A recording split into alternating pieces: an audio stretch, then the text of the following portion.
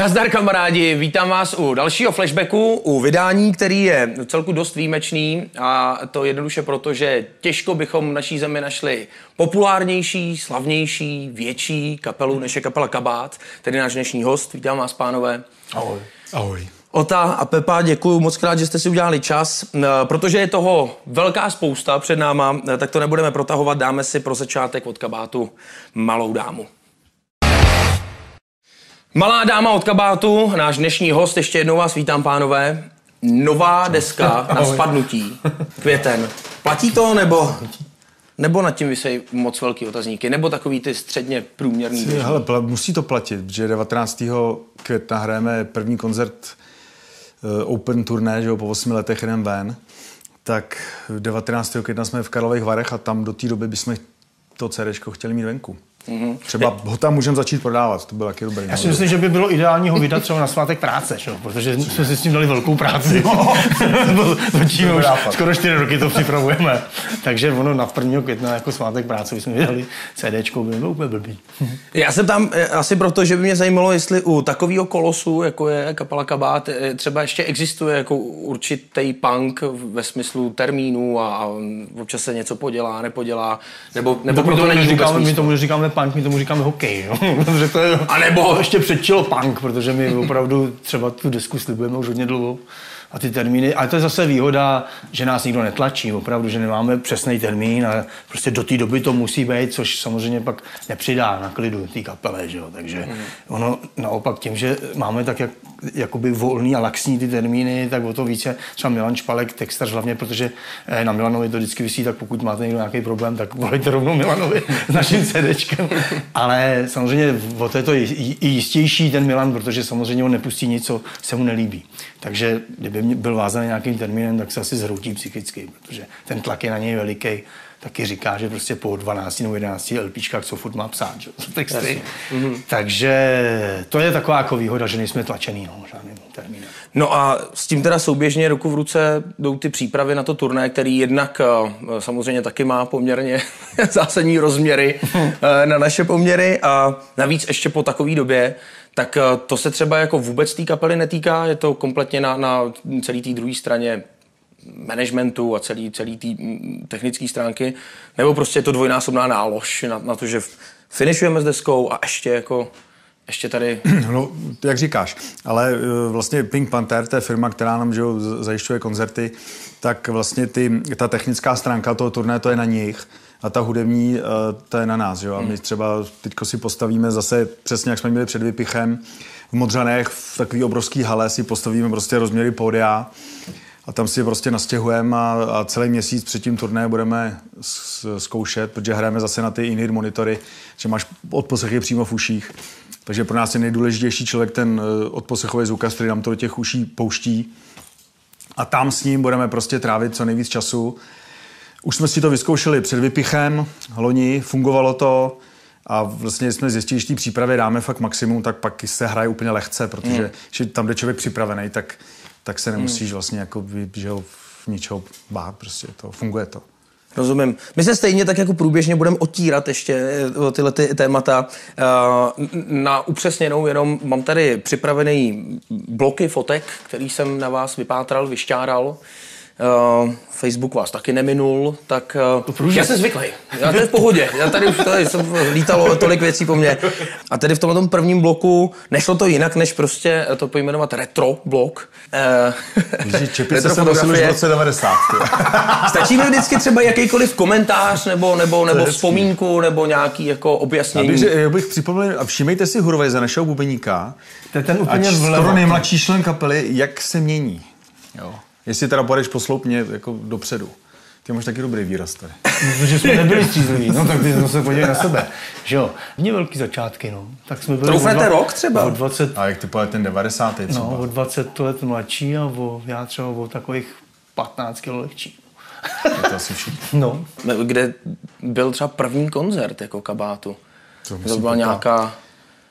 No, my jsme tak jako zkoušeli v Hostomicích u Teplic, protože tenkrát vlastně v dobách ještě v tom 88. musela mít každá kapela takového zřizovatele, se tomu říkalo. Takže my jsme museli být pod někým evidovaný.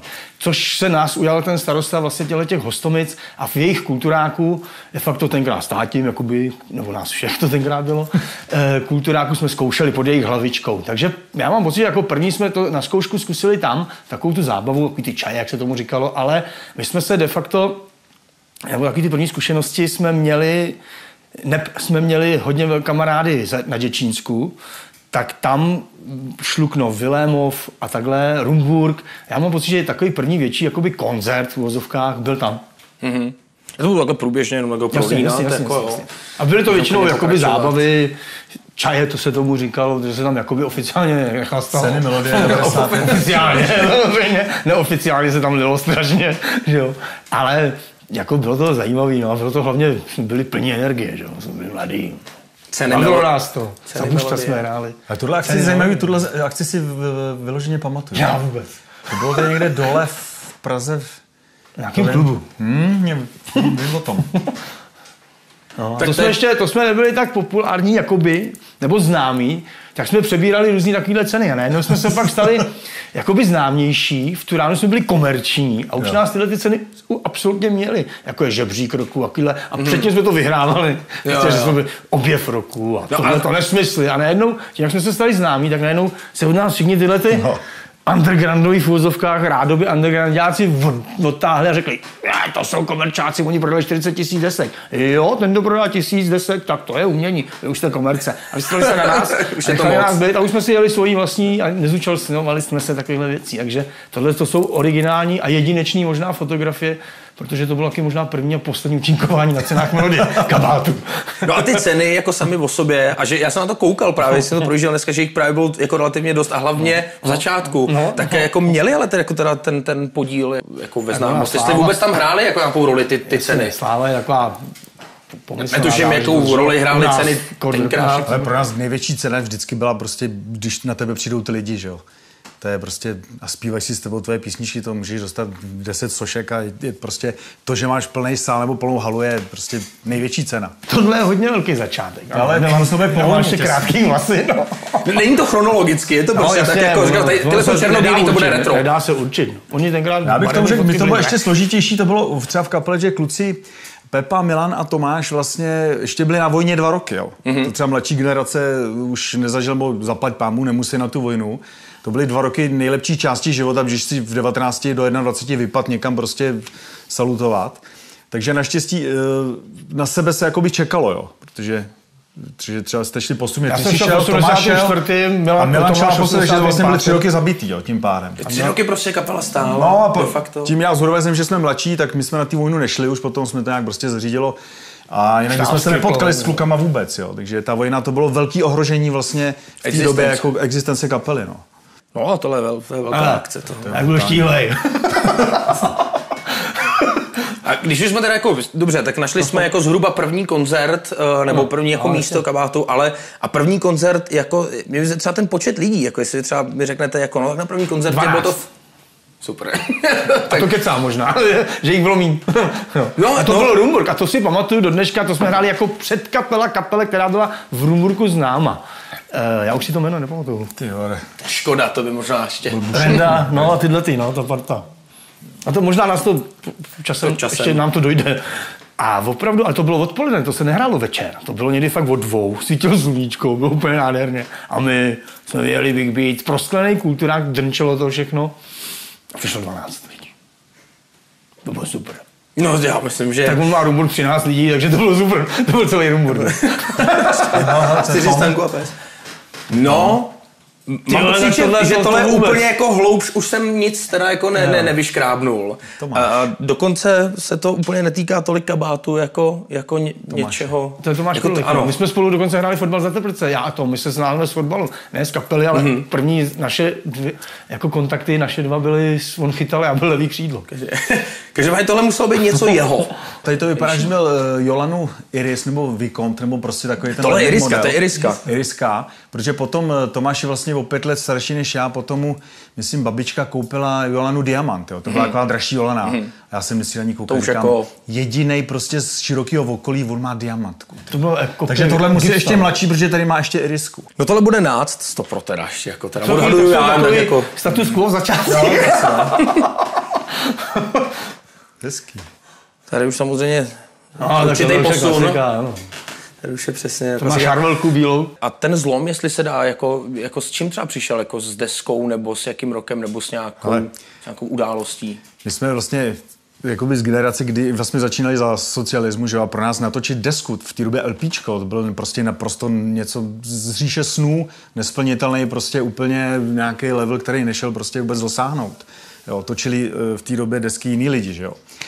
A pro nás byla vlastně po revoluci, když jsme vlastně vydali první desku, Mají motorovou, tak to bylo něco, jsme si mysleli, že na chvilku, že jsme mistři světa, protože fakt jako, to bylo splnění všech našich snů. My jsme opravdu, pro nás to bylo něco nepředstavitelného. Strašně jsme si toho vážili, nakoplo to tu kapelu a pamatuju se, tenkrát byl ještě společný československý stát, jo, a v Bratislavě byl pořad Triangle, kde jsme nasadili písničku Skrblík, to byl, myslím. A tam za náma přijel Vladimír Kočenderle, ředitel firmy Monitor EMI potom do toho Trianglu, kde my jsme natáčeli jakoby úvodní klip k té desce Mají motorovou s tím, že se té desky prodalo, já nevím, třeba než, jo, za prvních 14 dní třeba 30 000, což v té době bylo něco nepředstavitelného. No celkem se to my jsme úplně tam, že jo, zírali prostě na to a byli jsme z toho úplně jakoby šokovaní. To byl asi největší jakoby skok náš, protože to opravdu z nuly jsme se najednou vyšvihli a i tím prodejem de facto toho, tenkrát ještě vlastně vycházely i vinyly. Nebo do té doby ještě vycházely vinyly. No, Mají motor vyšla jenom vinyl a ta magnetorová kazeta. No, takže pak se udělal reedice teda na CD. Ale já jsem si tenkrát, to byla sranda, protože můj táta mi nadával, protože já už jsem byl ženatý teda v té době, měl jsem kluka a za rok jsem si vydělal nějakých 30 000 spojů. Za rok. A najednou jsem tuhle desku si viděl víc než za celý rok. My jsme to měli natočený za 7 dní. Samozřejmě celý, kompletně, tenkrát to šlo rychle. A on říkal, no jo, a došel mu dek, že? Já jsem říkal, tati, tak vidíš asi, čemu se budu věnovat, že? Jestli spojím nebo tomuhle. Pak už mi teda nenadával, ale tenkrát mi říkal, musíš mít nějakou jistotu. To, třeba pro kluky to nebylo jednoduchý, protože všichni, Milan i Pepa i Tomáš jsou starší a už měli děti. Jo. Takže tu práci, do které chodili, se jim jakoby těžko opouštělo, když to já s Horovizem, my jsme to tenkrát tahli hodně spolu, že po těch hospodách a tak dále. My jsme byli tam omladěná, my jsme měli jako taková trošku větší anarchie, když to oni furt jako přemýšleli, jakože přece máš tu rodinu, tak přemýšlíš, jako kdy tu práci opustit a to, no. Tohle byl fakt zlom, pro mě to byl teda veliký zlom, když jsem si první desce to šlo už prostě. No ale ruku na srdce vlastně za to mohli opravdu jako jenom ty písničky, ne? Tam prostě to nebylo o tom, že by dneska se vymýšlí kde co, že jo, veškerý aktivity těch vydavatelství a kraviny. Tak nebyl internet, nebylo nic, že jo, v té době. My jsme vlastně všechno, co jsme se taky objezdili, poctivě jsme si objezdili. Co jsme de facto získali posluchače, tak to bylo tím, že jsme jezdili. Ale hodně. Dá se říct, ty 90. roky jsme všechny kulturáky v Československu prostě objeli. Znali jsme každou ubytovnu a to, takže... Každý pivovar. No. Tady je další fotografie. No, výborný, no. To byly koženkový kalhoty. Myslím nášivku rum rovná se OK. No, tam na té levý noze rum, tam je tam vidět. No. To byly naše takový hippiezácký léta. To byla taková. Fakt jsme si to užili. Tady už jsme se dostali do barvy. Tohle je Plzeň, ano. Tohle už je Sokol, Jirka. Jo. A ten už nám dělal takový managing a už nás vlastně jsme jezdili, a to jsme jezdili jako aparta my, alkohol a ještě tam ty druhý. S Arakanem třeba kluci taky, jo. Takže tam jsme se dostali do takový toho širšího toho a dělali se ty festivaly jako už plasy a takové ty větší. Už to jako nabíralo na obrátka. Že to nebyly takový ty kulturáky pro 500-600 lidí, ale už to bylo. To nejsou plasy, no. Už je. To mělo patřit teda k té otázce k tomu zlomu, no, ale tak trošku jsme to. Tohle byl další zlom. Tady taky asi se prodalo k tomu pár vinilů. To jo. No. Tady teda koukáme na vypich. No. A to je minulý vypich, ne? To není tenhle ten poslední. Nebo tenhle ten? Já to mám takhle popsaný, takže já vždycky se spolehám na. Ale vypich to je. Ale to kolikáte? To je asi jedno, ne? No je. To je ve finále. Podle té scény, ale to je strašně daleko.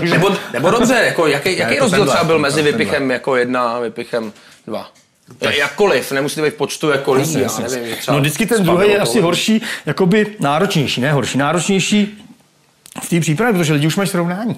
Že to první, samozřejmě mohli jsme střelit od pasu, protože tam nikdo nic takového nedělal na tom vypichu, kor na té 6. Praze, takže jsme si říkali, dobrý, tak samozřejmě přípravy byly taky veliký, jo. Ale teď jsme říkali, budou srovnávat světla, budou srovnávat zvuk, takže samozřejmě ten první nebyl bez problémů, nebylo to všechno 100%, že jo. A teď už jsme měli i my možnost jakoby se vrátit zpátky a říct, hele, tady to bylo blbě, ty zpožďovací věže třeba byly málo, nebo byly malý, nebo byly blbě rozestavení, obrazovky byly malý, nebylo vidět, vzadu lidi si stěžovali, málo záchodů, i takovéhle věci, protože to všechno doprava v prdeli, že jo, protože pak se to jenom ucpalo všechno a bylo to v háji. No ta teď to odnesí ten vypich, ta tráva, protože pršelo celý týden předtím, takže všechno takovéhle ty věci se na tom podepisují, takže já si myslím, že ten druhý vždycky je horší. Tak jako to bylo naší první deskou a na druhou říkali, to už nedají. Ty jsou ožralý furt, to bude špatný. Natočili jsme druhou, prodali jsme toho ještě víc. A ta třetí říkali, no tak to už vůbec nedají. No a my jsme to prodali 100 000, Coloreda. Takže ono, vždycky ten postup dál je o to vázaný vlastně na ty věci předtím a o to víc je to důležitější.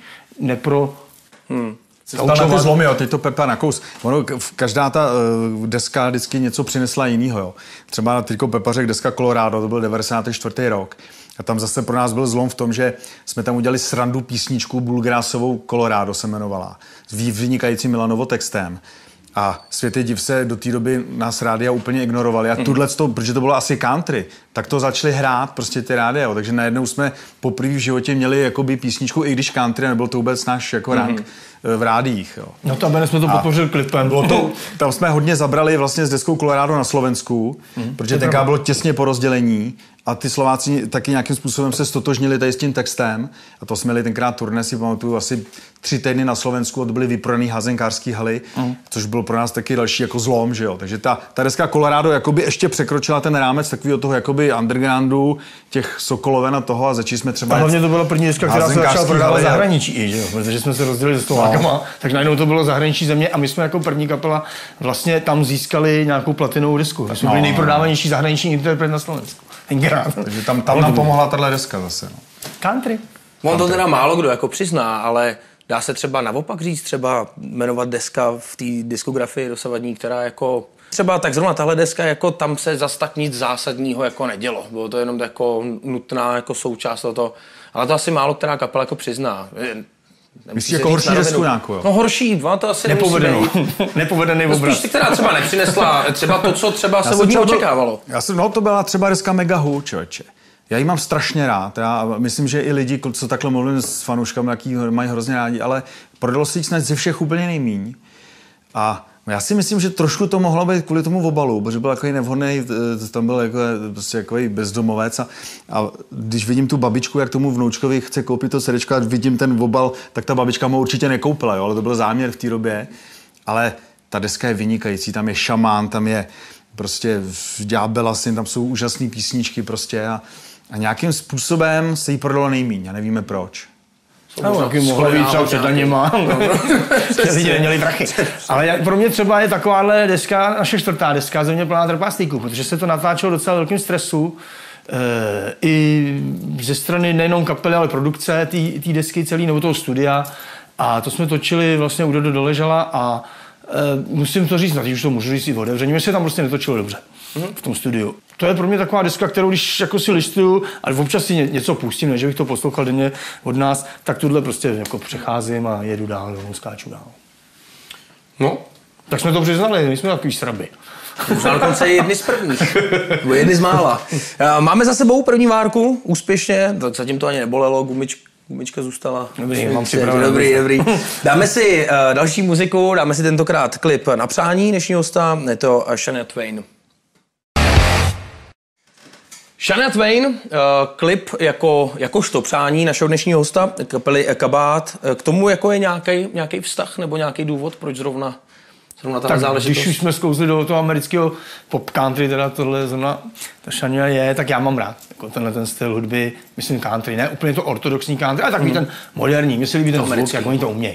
Prostě ty show, oni umějí prostě i country, udělají show veliký, že člověkovi padá brada. Oni to prostě umějí, takže proto. Tak se vrhneme úplně v klidu do další várky, ta už teda jako jde k současnosti, my už jsme to trošku jako nakousli. což je samozřejmě nová deska, která je vlastně vaší náplní nejenom asi tohohle roku, ale je tam nějaká cesta, zase nějaká cesta. Tak tahle fotka je z Berlína. To je ze studia v Berlíně, kde se vlastně míchala to, jak jsem tady nakous. Už jsme se bavili, ještě se to netočilo. Vlastně my jsme udělali takový de facto konkurs na mix naší poslední desky a jedno z těch studiů, které byly vybraný, bylo vlastně studio v Berlíně. A tohle je fotka Jarda Helešic, pak je tam nějaký typický Němec, prostě blonďák s modrýma očima. A to vedle je právě Milan Špalek, tak my tam jeli. Zase jsme tam nechtěli jít všichni, protože samozřejmě moc režisérů, tak Hercova smrt.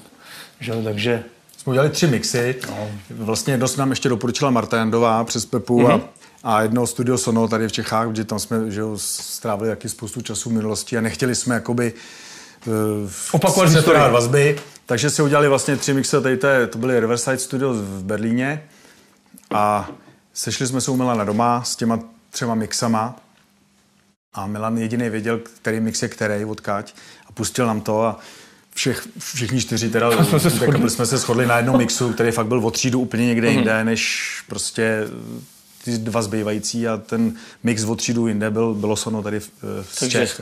Takže zpátky do Čech. Prostě, takže jsme to udělali. Ale je pravda, prostě je pravda, že de facto v rámci dopravy a všeho a možností, které ti nabízí tím, že to je blízko, je to bezkonkurenčně nejlepší varianta. A rozhodně, ale zase zároveň asi není čeho jako litovat, jako minimálně jste si to zkusili. Přesně, to jsme chtěli, aby jsme třeba pak, já jsem to tvrdil, já říkám, že prostě neznamená, že když budete míchat desku v LA, že to bude dobrý, protože samozřejmě ty lidi tu kapelu neznají. Tady je výhoda toho Milana Cimfeho, vlastně i Karlíka, že, který nás znají, když už vědí, co potřebuje příspěvu, Milan už ví, Cimfe, jak se staví ekvalizéry. To ty Němci třeba nevěděli. O toto, možná by to taky bylo jiný, kdyby jsme tam třeba týden byli, a jsme tam zkoušeli. Ale já si myslím, že ona je ta čeština tak specifická, naše texty a i mix jako našich písniček, my se trošku lišíme třeba od rockových kapel amerických jako v mixu, protože my potřebujeme, aby nám český fanoušek nebo slovenský, aby nám rozuměl, že jo. Ty Američani ten zpěv přece jenom můžou mít trošku víc zapuštěný a není to tam tak asi zásadní ten text u mnoha kapelů, některých třeba jo, že jo, ale my opravdu potřebujeme, aby Pepovi bylo rozumět. Tudíž vždycky je to prostě ten mix udělaný tak, aby byl nejdřív ten Pepa, a potom prostě ta kapela, že lidi opravdu čekají na ty Milanovo texty, čekají. A oni to ty děti po školce samozřejmě zpívají. Ale přece jenom jako ten důvod tam ale na úplném začátku jako byl, že? Chtěli jsme zkusit něco jiného samozřejmě, že jo. Vlastně spoluproducent desky Jarda Helešic chtěl, aby jsme zkusili něco jiného, aby jsme prostě udělali mixy někde jinde. My jsme poslední 4 desky míchali a dělali Sonu. Tak jsme chtěli prostě zkusit něco jiného. Plus teda No pojď. Ne, že jsme se stejně vrátili zpátky, že jsme de facto po té oblídce po světě, teda německým, zjistili, že de facto se nám tady dělá nejlíp. Ona už právě ta změna vlastně v pozici té produkce, no producenta, že, což tedy Jarda Helešic, budou kabát znít pořád jako kabát? Tak to ještě nevíme. Ne, to my jsme, samozřejmě kabát je kabát. To se nezmění, styl hudby, styl hraní, styl zpěvu, můj hlas, to je prostě kabát. Jako kdyby, já nevím, status quo najednou začal dělat úplně něco jiného, tak lidi řeknou, že se úplně zbláznili. Takže opravdu je to kabát. Akorát ten Jarda do toho prostě vnes svůj nějaký pocit na ty písničky, což je strašně důležitý, protože my jsme se už dostávali do stádia, jsme říkali, nevíme. Chudák Milan Cimfe taky, ten tam seděl, říkal, já už nevím, co s tím mám dělat, protože my jsme samozřejmě chtěli nový zvuk. A ty nemůžeš poslouchat starou desku a do toho udělat nový zvuk, to nejde. Takže jsme říkali, musíme vzít někoho s čistýma ušima, do nás až tak neposlouchá, ale je to výborný muzikant a výborný člověk, který dokáže s tou hudbou pracovat. A to je právě Jarda, si myslím. A to bylo jako třeba na tip, na doporučení? No, hele, my jsme už se dřív bavili, že bychom zkusili dělat s někým jiným, ale opravdu my jsme začali tuhle desku dělat s Milanem Cimfem, který je výborný, při chvíli to Pepa říkal, k nám sedí asi nejvíc, prostě jakoby, že nám prostě už na sebe stejná krevní skupina. Jo. Ale už jsme cítili, že je třeba se hnout někam jinam, takže vlastně my jsme ty písničky komplet celý nahráli, už aranžovaný prostě s kytarama, ze vším v Sonu. Zvuky sejmutý, všechno výborný. Ale Milan Špalek jako textař, který my mu to vždycky jakoby ty písničky musíme načančat takovým tím zaranžovat a prostě udělat ty kudrlinky, aby ho to takzvaně hodilo do nějakého prostě pocitu a napsal na to texty, že jo. Takový je systém práce u nás v kapele. A Milan Fot říká, že některý pecky ho neberou a tohle, jestli by s čím šlo ještě něco udělat. Milan Cimfe byl proti, Naopak musím ho strašně pochválit, že charakterově se zachoval úplně skvěle. Když jsme se odstěhovali na Barrandov, tak on tam dojížděl a pořád měl snahu prostě dál spolupracovat. Takže ty producenti jsou dva téhletý desky, tam Milan Cinfe a je tam Jarda Halešic. A ten Jarda Halešic se na to podíval z jiného pohledu prostě, jo. Hlavně na kytary, což jsme strašně s Tomášem ocenili, pač už člověk taky, že natáčíš, já nevím, 25 let, máš nějaký systém a potřebuješ něco nového. A výhoda velká byla, že ten Jarda je kytarista. Že to Milan Cinfe je basista, ten umí perfektně basu, prostě udělat buben, všechno. A ten Jarda do toho přines nový rozměr v tom, že jednak jsme si, jako vždycky, my to děláme teda vždycky, navozili jsme na Barrandov všechny možný aparáty, kytary, to děláme vždycky a tentokrát jsme to udělali zase s tím Jardou, aby nás to jakoby znova chytlo. V lazení jsme kytarový riffy, že jsme měnili lazení a to, hrozně nás to bavilo. A jemu šlo, a to se mu myslím podařilo, dostat z nás prostě něco, co už nešlo, aby z nás dostal ten Milan Cinfe po těch letech. Protože s Milanem Cinfem už těch desek bylo tolik, že už těžko, že jo, s manželkou si jaký nevyprávíš vtipy každý den doma, že jo, večer, že už všechny vtipy znáš. Tyhle. Takže potřebovali jsme nový vítr a to se podařilo. No a tam jsme vlastně ty kytary, že jo, dotáhli, i nějaký aranžmá pecek se udělalo a díky vyhranému mixu Studia Sono jsme se vrátili do Sona, tam teď dokončujeme, my mixujeme a Pepa tam dospívává zbytek. Aparáty to ještě, to jsem tady do toho takhle vkřiknul, jako to tady ještě uvidíme na vlastní tele, že tady vidím nějaký jako Gibsonku, nějaký SGčko, kolik těch kytar jako třeba takhle se natáhne do studia. To byla ta náhoda, tohle dostal zrovna Tomáš Krulich k Vánocům. Jo, to jako dárek. Jo, pozornost. Tak jsme ho hned prubli, pač jsme byli vlastně po Vánocích celou zimu na Barrandově, tak jsme to prubli a mělo výborný zvuk, tyjo, skvělá kytara. Taková moc malinká na mě. Tak Milan si pořídil větší kytaru. No, tak to je asi taky jako trošku netypická záležitost jako ve vaší kapele. To jsme použili do jedné písničky, jsme použili takovouhle basu. To je Rafano. Tak, ano. On hraje prostě v kapele, kde se hraje tadyhle ten... Oni jedou ten rockabilly. Rockabilly, přesně. A tak tady to zrovna Milana učil, jak na to hrát. Má nylonový struny, který prostě my jsme tam potřebovali, aby v té nahrávce to cvakalo. A tadyhle to přesně byl ten způsob, co jsme nám potřebovali, že Milan se učil cvakat na tu basu. To rockabilly styl hraní. No, tady už. To je vlastně ze Sona rok starý, možná i díl. To je to, jak jsem říkal, že i na Barrandov, i do Sona my vždycky navezíme všechno, co máme, i si napůjčujeme různý typy aparátů. I teda ten vrchol, ten mě tam baví, jako ta úplně. To je úplně, to jsme si dělali srandu, to jsme začínali vlastně, takhle jsme začínali natáčet vlastně desku, no, takže jsme... Kombíčko nějaký Roland. Pak k tomu přibyly ještě jiný aparáty zase na Barrandově a to byly taky zajímavý kousky. Tady máme nějakou rizí backstageovku. A to bude někde za pódiem, nebo někde? Ale tím, že čerpáš z Facebooku, jo, protože my jsme asi rok na Facebooku, což je pro nás událost teda. No to je, jestli jenom rok, tak... Ale ne, dobrý. Tohle to jsem fotil, to je na zkušebně. A je tam takovýhle nápis, ale kluci prostě, já jsem absolutní kuřák, jo, byste věděli, tak a já bych sem chtěl, aby se nekouřil na zkušebně, což nejde. Takže jsem tam vlastně takhle Tomáše vyfotil těsně před vchodem do zkušebny. Tak ono samozřejmě s tím cigárem šel dál, že jo? Ono Tomáše bez cigarety nefotíš. To nejde. On má furt, jo? A Hurvajs vlastně Upeník nechal udělat klukům takový obrovský popelník s tím, že jako se bude často vynášet. A... No tím je to horší, že ty vajdy se tam hromadějí, že smrdí to tam strašně. Tou desítkou, aby to nehořelo, víš, takže ta zkušebna je fakt výborná. To je hezká. A to mě teda mimochodem taky jako zajímalo, jako, jak třeba vypadá zkušebna jako kabátu, nebo respektive si taky přesně jako už se rovnou jde do nějaký haly. Třeba to zkoušení ještě má několik jako fází, jo. Zkoušíme... To je stará zkušebna zrovna. To je Urvajze doma. Jsme opustili už. Ale když se dělá nová deska, tak začínáme u Tomáše doma, se scházíme. A tam si přehráváme ty nápady, co jsme za ty měsíce a roky prostě nastřádali. Pak se teprve na zkušebnu a tam se to jakoby už dělá společně. No. A tohle nevypadá tak. Tohle zkušebna, tohle už ne, teda jsme opustili, ale máme zkušebnu v Dubí.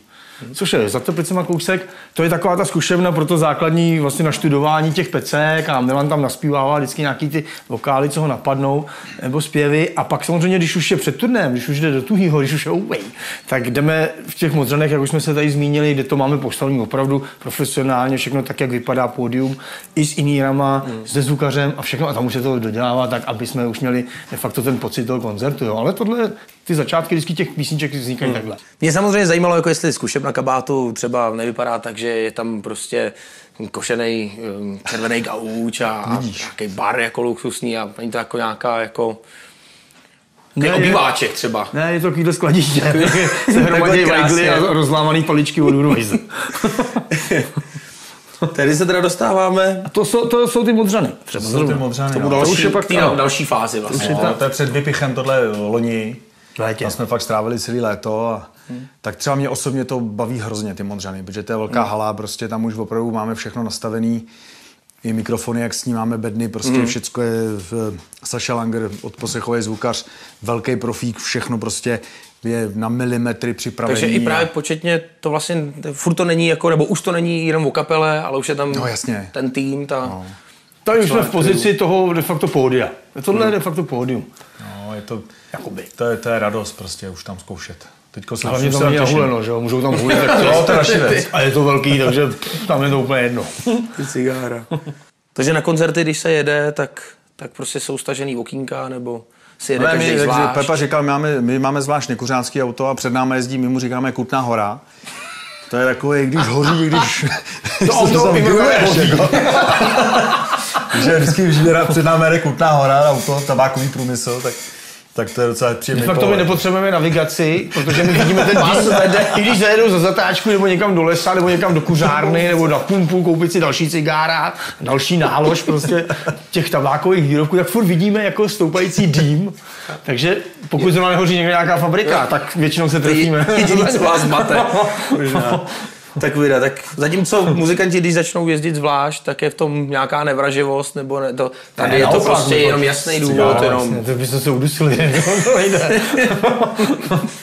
No a tady pak se vlastně dostáváme už. Bahyní lázeň. A to je vlastně taky fakt, že tady zrovna tohle je teda vypich. Tohle je zkušebná u Milana na dvoře. Jasně, bazén. Samozřejmě. Vypich číslo 2. Tohle 2, tohle je tutovka 2, protože pršelo, ano.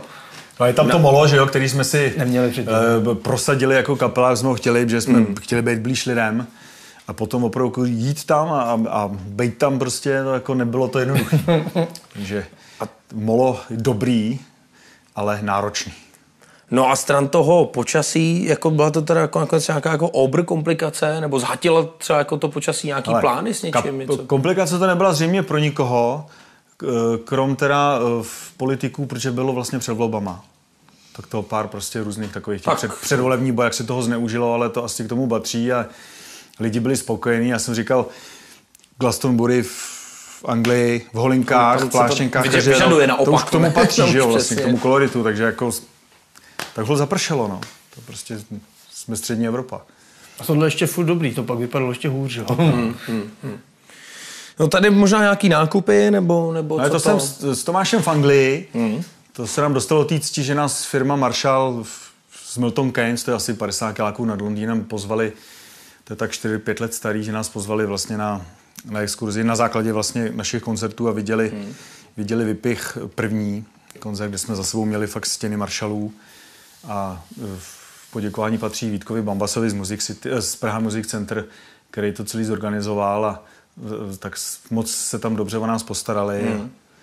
Bylo to příjemné. Viděli jsme, jak zesilovače vyrábějí a všechno. To se asi taky úplně nepovedlo moc. No. Ale to tady právě na základě toho, tak to je zrovna Paul Marshall, to je syn vlastně Jima, že jo. A ten přímo se přišel letos na vypich, tak jsme jim ukázali, jak, co a jak hrajeme a strašně fajn chlapi. Rockeři, všechno. Takže to je pro nás velká čest, že se můžeme takhle kamarádit s firmou Marshall, no, že my na to hrajeme roky, že jo, odek živa. To rozhodně. Tohle, přiznám se, že nemám tady nikde poznamenáno, jako z jaký túry tohle zrovna bylo, nebo... To jsou Banditiry Praga, halovýho turné 2. Vlastně to bylo třetinu. Já tu fotku jako tady mám, protože jako zase v rámci jako statistik, za nich trošku ujete, jako kolik vlastně jako čítá to těleso, když takhle kabát vyjede, třeba na to turné, který vás teprve čeká. To jsou ale jenom kuchaři. V tom případě mě to zajímá obzvlášť, teda, jako kolik vlastně jako autobusů ještě jako se vydá. Jo, ne, tak tohle jsou kamionáci, tam vidím kluky řidiče, vidím tam vlastně pódiové techniky, dokonce co tam je, kapela, dokonce tam je. Takže tohle je jenom taková ta část vlastně toho nejbližšího crew, no. Opravdu to je nejbližší. Takže... No, pak jsou samozřejmě lidi, kteří se najímají ještě v místě vždycky toho samozřejmě koncertu, protože to vozit s sebou to by bylo zbytečný asi i. No ale obsahuje to okolo cca 100 lidí. No. Vždycky. My vždycky, když vyjíždíme, my se na to těšíme, pač s námi jezdí už roky, že jo, plus minus stejný lidi a my jsme jeden tým. My prostě ta kapela je součástí týmu toho lidí, protože všichni, že jo, pracujeme pro stejný prostě výsledek a hrozně se na to vždycky těšíme. Je pravda, že třeba některý vůbec nevidíme, protože se to bourá, staví se to 2 dny, to naše pódium, takže oni, když stavějí, tak my teprve přijíždíme, oni stavějí v noci, nebo bourají v noci ty kucí, pak spějí samozřejmě přes ten my koncert, dohrajeme, odcházíme, oni přicházejí. Takže je to pro ně teda náročný a můžeme jim třeba poděkovat za to, protože fakt je to pro ně náročný. No. Ale ono, jako zatím to klape, a proto se snažíme, když je nějaká taková příležitost, tak aspoň tam třeba být a poděkovat jim, no, protože opravdu ten měsíc a půl, to je fakt náročný a oni de facto žijou v obrácený život, oni žijou v noci. Měsíc a půl. Turné 2.15, tak to už vlastně taky musí být ve finiši, minimálně ve stejné fázi jako deska, to znamená, že vlastně asi je všechno ready. Nebo... No teď se zrovna stěhujeme za chvíli do těch Modřan zase do toho skladu, kde už to rozjedeme jako finálovka playlist a už jedeš přesně potom podle playlistu. A sledujete vy jako muzikanti, protože management tam to chápu, ale jako třeba čísla, jako třeba jak běžejí předprodeje. No jasně, že to sledujeme. Je docela zajímavý, jak se mění jakoby systémy prodejů vlastně lístků, jako takových vstupenek. Protože samozřejmě, když jsme začínali, nebo ještě nebyl takový rozmach internetu a internetových nákupů, tak samozřejmě jsme to měli tak třeba půl na půl v prodeji, jo. Že jsme třeba měli halu pro 10 000 lidí, 5 000 bylo před prodeji a věděli jsme, že třeba okolo těch 5 000 přijde na místo. Takže se to jako zaplnilo. A teď najednou je to úplně obráceně. Lidi kupují přes internet. Hodně. A de facto v den toho koncertu už se na těch kasách prodává jako minimálně. Že opravdu lidi si to kupují dopředu. No to bez obýváku je to jednodušší, než někde postávat, že před nějakýma trafikama, nebo kde se to prodává, nevím, před nějakýma... Tadyhle si lístky se prodávají, to jenom upřesním, ve všech prodejnách O2 v republice. A na našich internetových stránkách, to tam je taky napsané. On je mediální, de facto. Ale v každý prodejně O2 přijde člověk a může si koupit lístek na Open Air turné. Hlavní partner. Ono se ta doba trošku změnila, ale Pepa říkal, že se to fakt prodá přes ten internet, že lidi víc plánujou. Jsme si všimli, že vlastně si plánujou ten rok tu dovolenou a tady jdu na ty kabáty, tady jdu takhle na tohle, jo, teď jsou, že jo, třeba tady jdu na dovolenou a fakt to kupují dopředu a dělají si jakoby, že chodí i rodiny, tak si dělají takový jakoby fair plán celého toho roku. To dřív nebylo, v 90. letech to opravdu si ohlásil, že za 3 týdny jedeš turné a bylo prostě. No. Dneska je to všechno takový jako víc dopředu. No tak jako cítí se to na to, že to bude jako vyprodávka celý turné, nebo tak jako... Uvidíme, no tak rádi bychom byli, no to je jasný. Záleží taky opravdu na tom počasí, je to venku, je to ošemetný, ty haly jsou... třeba ta hala je výhoda, že nejsi závislý na počasí, ale zase zvuk, že? My jsme radši, když se hraje venku, protože ten zvuk je daleko konkrétnější, nemusíš se bát nějakých odrazů, ozvěn, nemusí se nic vyměřovat. Takže uvidíme, no. Všechno má svoje proti to Open je zase světlo, že jo, v červnu seš, nebo keď ten červen, to máš v 9:30 ještě furt jakoby skoro vidět, že jo.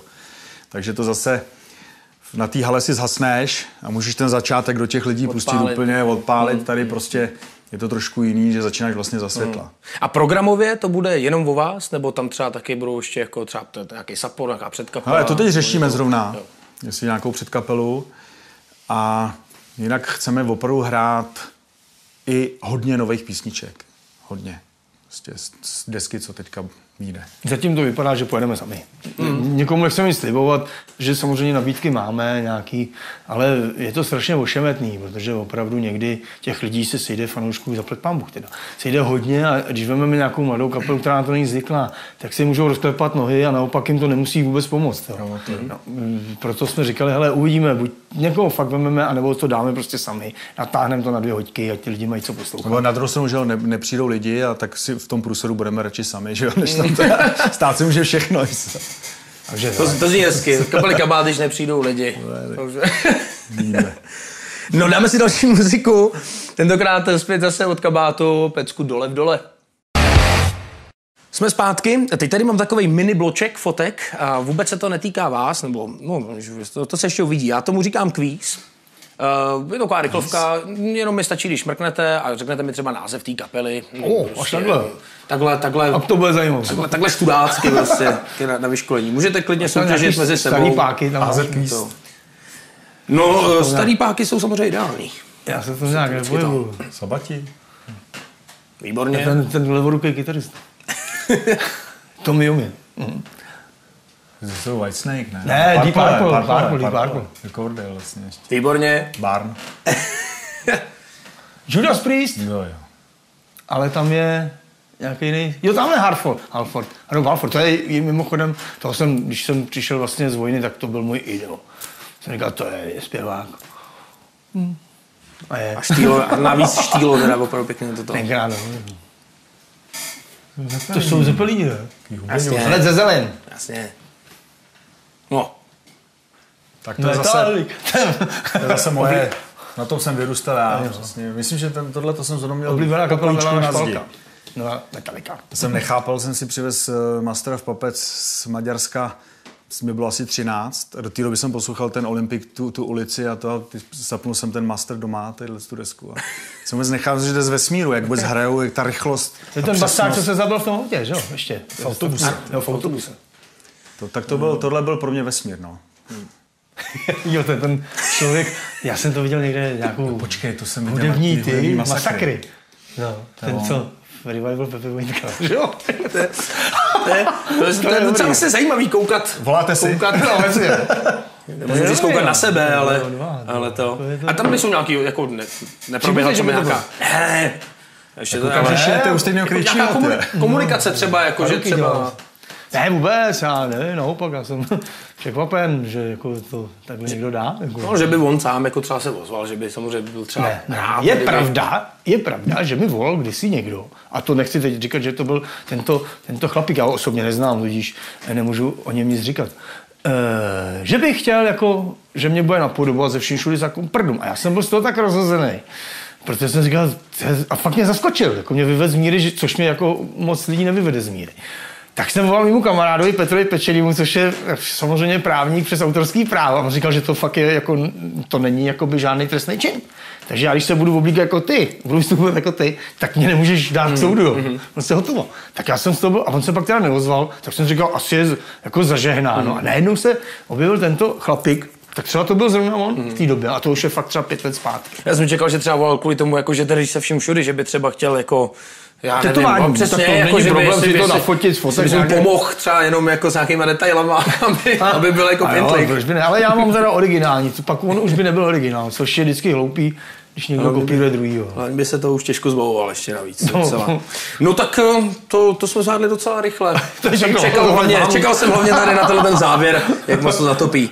No v tom případě můžeme za další muzikou, tentokrát opět přání a přání se jmenuje Motorhead. Motorhead bylo další přání našeho dnešního hosta. Tam je asi jako taky jenom nějaká čistě záliba Motorhead. Nebo tak je to syrový rock'n'roll, což se nám líbí jako všem. V kapele, tak to je takový důvod, proč jsme si je sem jakoby vzali. Samozřejmě. jsme si ho vzali. Mám tady poslední blok fotek a ten já už jako se jako obligátně nazývám Pelmel. Tam už je jen takový, jako co mě tak zaujme. To bylo minulý rok na to festival, si pamatuju. Slyšela tam dokonce dělala nějaký rozhovory s náma, což bylo těžký koukat do očí. No, a ona se asi nezlobila. Že to je hezký to logo kabátu, že jo? No, samozřejmě. Ale mimochodem je to opravdu pěkně jako nakreslený. No samozřejmě, chápu. Jo. Takže to nebyla žádná promo akce, bylo to jako... Ne, to tam takhle přišla, vlítla tam a udělala rozhovor. Krátký rozhovor. Se na něj možná rád podíval, to se dá asi najít někde na internetu. To je Big Band. Jo, to nahoře vstup povolen. To je nějaká kompilace. Nějaký šprým někde, ano, nějaký šprým. Vstup povolen. Ano. Taky nějaký pěkný šprým od nějakých techniků nebo něco. Dead Girls no, tak na to jsou tam vtipálkové, takový, že to dělají různě, nám píšou různě na pódium vlastně nějaký kraviny. A je to jako třeba ten strop jako těch forků, nebo se jako dějou i opravdu nějaký jako výstřelky, který pak jako trošku třeba zavařej? Nikdy se nestalo nic, jako tam je důležité, aby opravdu všichni přežili. Okay. Jinak jako pak je to jedno celkem, ale nikdy se opravdu nestalo, že by tam byla nějaká záludnost nebo něco takového, ty lidi tak nenajímáme si blbce. Jo. Ten humor máme všichni stejný a on to směluje ten kolektiv, prostě, že se potřebujeme navzájem. Takže Tak oni vědí, kde začíná fakt ta práce a kde pak je ta sranda. Tady třeba tohle přijel Hurvajzův brácha z něj. Velký Hurvajz, jo. Tak, že my mu říkáme Hurvajz, jo. Takže to asi lidem dojde, proč je tam ten Hurvínek. Tohle jsme mu nechali udělat ke 40 nám, myslím. Právě, takže tady někde u něj třeba jako... Přivezli jsme mu to do jeho oblíbený hospody, jenže je to tak těžký, to je z betonu, že to nikdo nemohl k němu domů odvísat. Pak se to podařilo asi v 8 chlapech naložit a tohle už u Hurvajze doma tohle a dali jsme mu to takhle na zahradu, ale... Myslím, že v té hospodě, kam jsme to přivezli, má i pamětní desku Hurvajs. Teda ten betonový. No, takhle to jsou voníčkáři, no. To je Láďa. Ty nám pouštějí výbuchy, no. A to je z teplického koncertu. Jsme poprvé v životě s tím Big Bandem vlastně hráli na Stínadlech na fotbalovém stromě v Teplicích, odkud pocházíme, že jo, Pepa tam hrál fotbal. Já teda taky jsem to zkoušel chvíli. Já taky zkoušel. A třeba pro mě to bylo fakt jako docela emotivní, jako stadion, kde jsem podával balóny jako kluk, že jo, na tu Bohemku a najednou jsme si tam takhle zahráli a ale letos tam hrajeme znova. Strašně se na to těším. Když kabát jako stojíš, třeba jako nehraje, tak právě tyhle mimo kapelní... do Španělska, ale my si domníváme, že jsou to všechno fotomontáže tohleto, protože nikdo neviděl ho chytit rybu. Ono to nedomluví. To je jak takový ten, jak vydává ty DVDčka. Protože já se v rybách trošku vyznám, podle mě tohle je normálně ten obyčejný sumeček, co prodávají, akorát ty zvětšenej. Akorát ty ve Photoshopu zvětšenej, takže oni tam prd držej a tohle je normálně ten sumeček, co leze po zemi. Ale on tam opravdu cestuje celkem často, ne? Jako co jsem tak jako vyčet. On nejezdí nikam k moři na dovolenou nebo nikam, on jezdí prostě do toho Španělska, k té přehradě, já teď nevím, jak se to jmenuje, a tam takhle chytají ty ryby, no. Ale opravdu je to... Pedro. Furt jako... Ebro. Tam jsou ty slunci ve Španělsku. Rio Ebro. Tak to asi můžeme věřit. Tak jsme k tomu došli, k tomu názvu. Ale furt je to teda jako v rámci rekreace, není to jako, že třeba by se tam píše texty. Odstěhoval. No ne, ale teď, když už tam je pečenej, vařenej, no tak... Tak Koridu desku tam napsal skoro celou. Proto se to možná jmenuje Korida. Že ho to třeba ještě jako nenapadlo. Já budu už tam a jenom přijedu jednou, když pojedeme turné jednou za pár. Ale to asi nehrozí. Ne. A je to do ryboukru. Tady taky nějaká výletní fotografie. Mimoni, no, to je z New Yorku. Tam je takhle popraví po mý levý ruce samozřejmě krám s dětskými hračkama, protože tohle bylo před Vánocema. Tak jsem tam byl s manželkou, s Ivankou, jsme tam byli i dětem koupit de facto dárky. A tyhle ty lidi se tam, ty figurky se tam pohybujou po tamhle vidíte Mickey Mouse vzadu. Takže jsem se nechal samozřejmě vyfotit a všimněte si, že oni mají na těch džínách kapsičky a oni se s vámi vyfotí a pak dělají. A člověk stolí. Jeden dolar, druhý dolar, jo. Takže oni jsou jako přítulný, ale nevím, co by se stalo, kdybych jim odvíc zaplatit, jestli mě ty mimoni nezmlátili.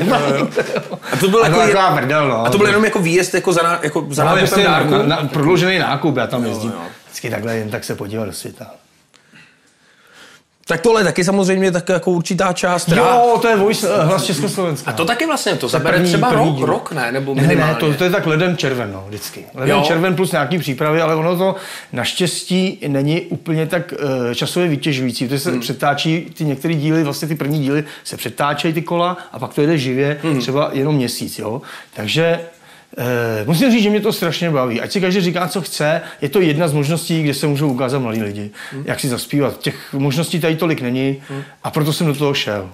De facto, abych taky mohl v rámci teda samozřejmě kapely, tím, že jsem říkal, že budu podporovat spíš třeba rockovější hlasy a rockovější zpěváky. A myslím si, že se mi to v tomhletom ročníku poslední docela povedlo, i ta Lenka Hrůzová. Fakt to byla úplně odinut a nakonec to vyhrál. Jo, takže já si myslím, že je to prostě taky jedna z málo možností, jak ty lidi zviditelně. Tam vlastně nakonec vystupovala před náma a myslím si, že si v ostudu neudělal.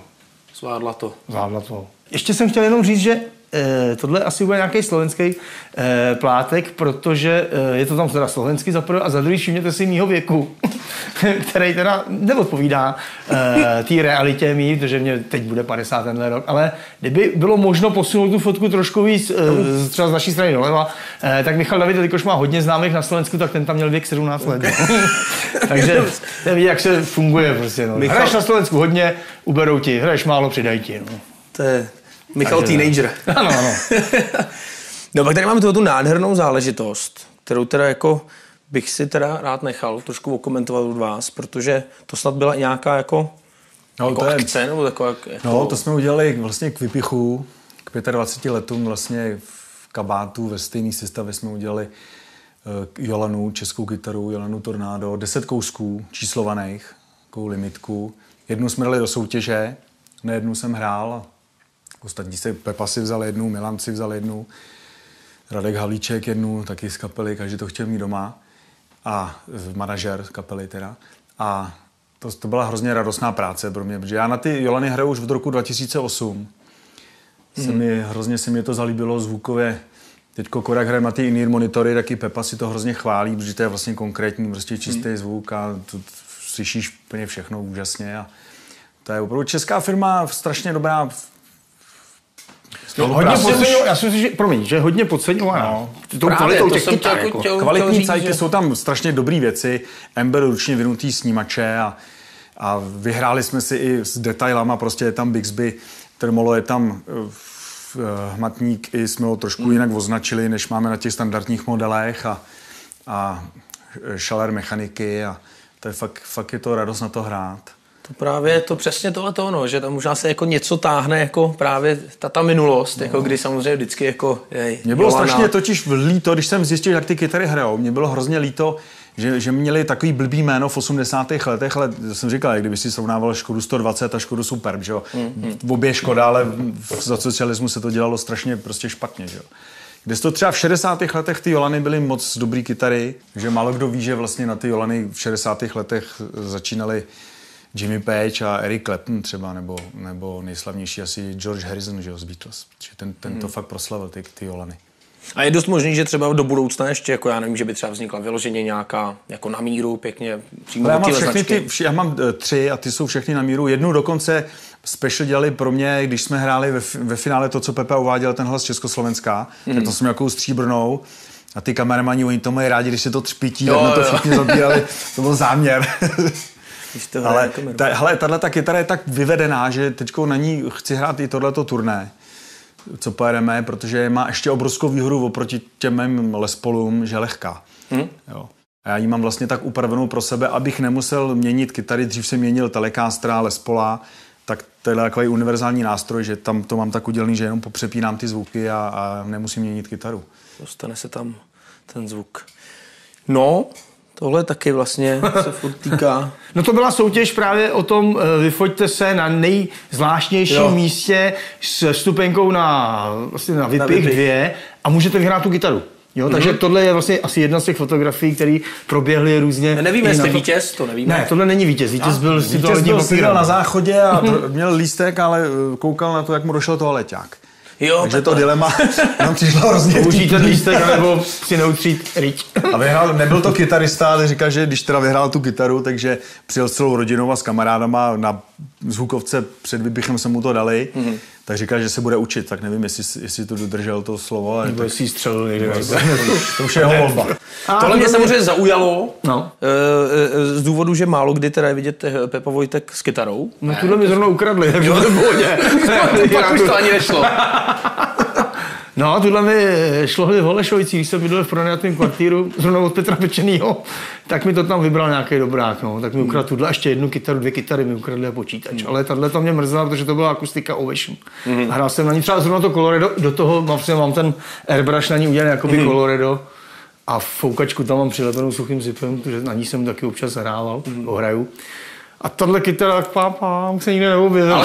Ale teď už se prostě jako moc neděje, jako že by jo, když jsme jeli jako třeba s tím Big Bandem, tak jsem taky zrovna hrál, protože tam byla potřeba jako čistá akustika a do toho Big Beatové kytary, tak zase nás není tolik, aby jsme, takže občas tu kytaru prostě do ruky vemu, ale je to jako opravdu sporadické. To byly narozeniny, ne? Máci? To jsou, kamaráda Máci z Teplic narozeniny, 50.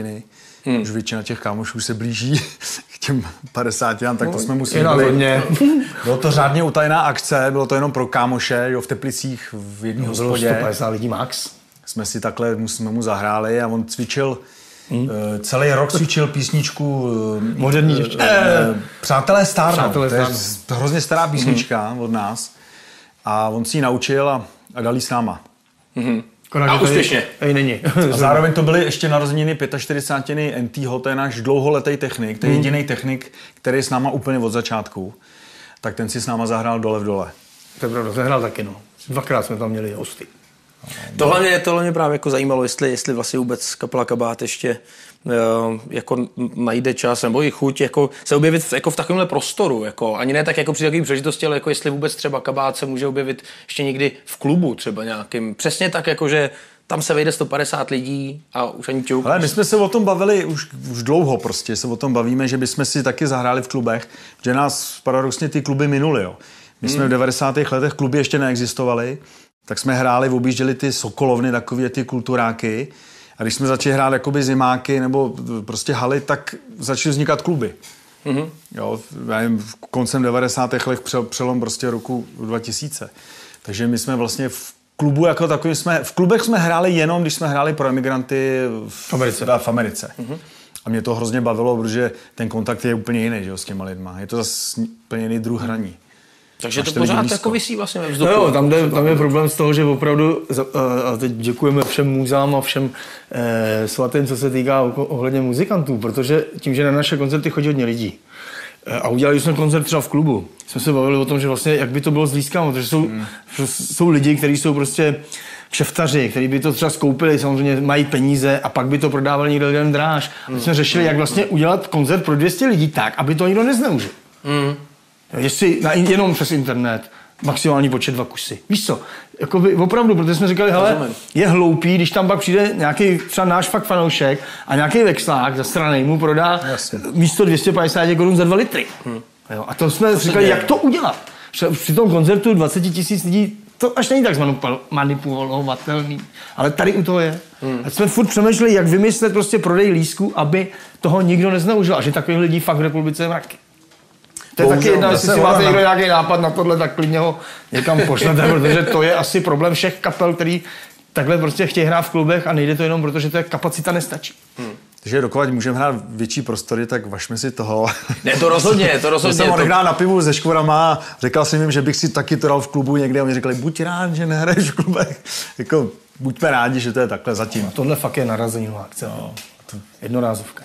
Tím pádem poslední runda fotek za náma. Moc krát děkuji. My samozřejmě ještě nekončíme, protože my půjdeme soutěžit. Nejvyšší ideální časy zasoutěžit, tradiční věci, o které vás rozhodně nepřipravíme, předplatný v magazínu Help Music, taky textil od projektu samosebou.cz. Pozor, tady taky samozřejmě krásný lístky na koncert Uriah Heep, další věci. Váš úkol, tak jako vždycky, je jasný, napsat mi na soutěž@finerock.com název písně, kterou nám tady takhle s dovolením náš dnešní host, tedy kapela Kabát, představí. Já myslím, že můžeme... Třeba to dáme dohromady. Haranka. Ještě jsme neskoušeli. Moderní děvče, když chlapce spatří, vypadá jak klaun, do cirkusu patří. Růžovou vestu a modrý oči, na diskotéce kolem se točí. Ten je báječný, jistě má prachy, muž se měl vypadat, jednou tak taky oleju. Haranka. Wow. My jsme dorazili zdárně do úplného konce. Já už teď moc krát děkuju za návštěvu. Vlastně si asi už nemusíme ani říkat, co nás všechno čeká, respektive vás, a co my můžeme čekat od vás, protože o turné víme, o desce víme, takže mě vlastně jako nezbývá, než jenom držet palce, ať všechno klapne, ať všechno očekávání se naplní a budeme rádi, když se třeba tady uvidíme. Třeba někdy po tom turné můžeme si říct. Můžeme o tom pokecat. Můžeme o tom pokecat, jak proběhlo. Díky moc za pozvání. Díky za pozvání a přijďte se podívat. A vy se mějte hezky.